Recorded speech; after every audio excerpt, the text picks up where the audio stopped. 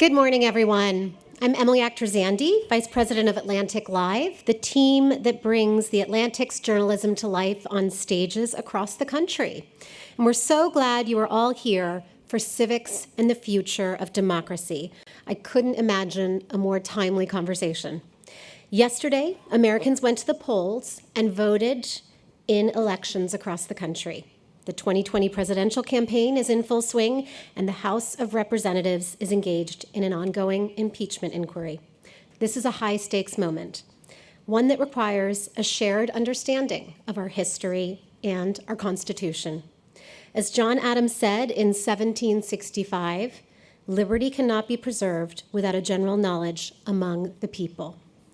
Yet many Americans don't have the skills or knowledge to make sense of it all. A recent survey from the Annenberg Policy Center found that only 40%, 2 out of 5 Americans, could name all 3 executive, or rather, branches of government. Almost everyone agrees that we need civics education, but that's where much agreement ends. What should we teach, and who should decide?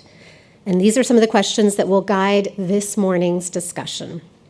You'll hear from voices from inside the classroom and out, from K through 12 to higher education, and we'll even get to hear a perspective from a baseball fan.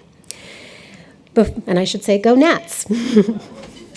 Before we get rolling, I want to thank our partners at the Stavros Niarchos Foundation Agora Institute at Johns Hopkins University for helping make this forum possible. We are incredibly grateful for their support.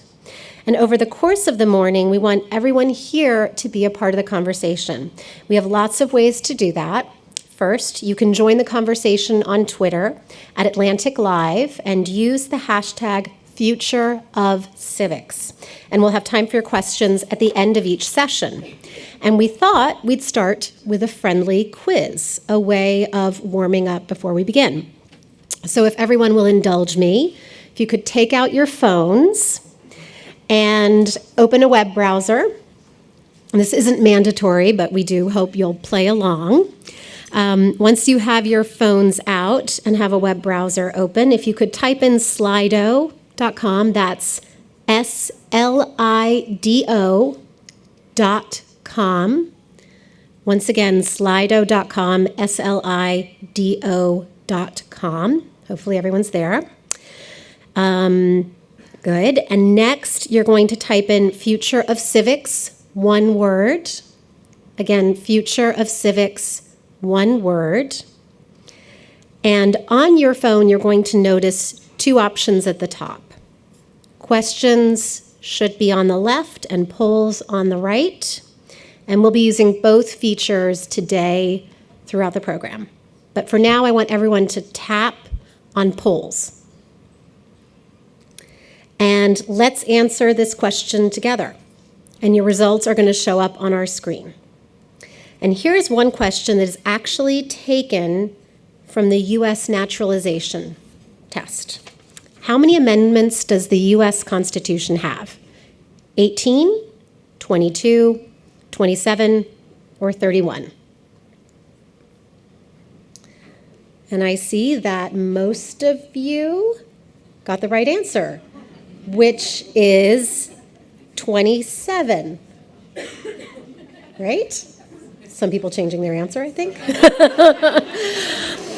And now, our second question. This isn't from the naturalization test.